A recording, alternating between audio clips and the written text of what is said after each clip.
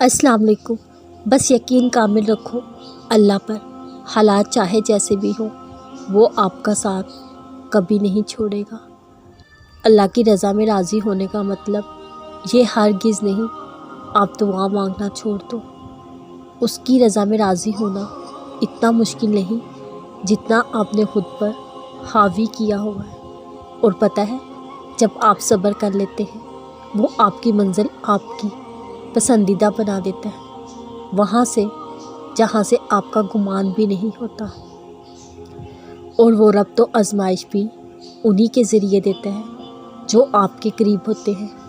وہ دیکھتا ہے میرا بندہ ہمت ہار جاتا ہے یا صبر کر جاتا ہے۔ جب وہ رب دے سکتا ہے تو کیا لے نہیں سکتا؟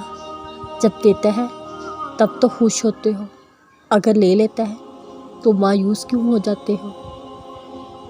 جہاں کب کس کو سب کچھ ملا ہے، جو ملا ہے اس پر شکر کرو، نہیں ملا تو ملال کیسا۔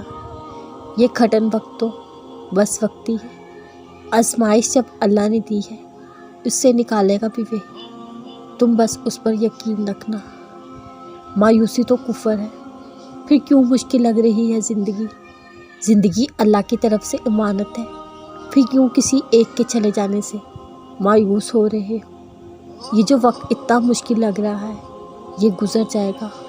وقت تو ہوتا ہی گزرنے کے لیے ہے، ٹھہرنا کہاں آتا ہے وقت کو۔ ٹوٹے ہوئے دل بہت انمول ہوتے ہیں کیونکہ ان دلوں میں اللہ بستا ہے۔ جس دل میں اللہ بس جائے وہ دل نایاب ہو جایا کرتے ہیں۔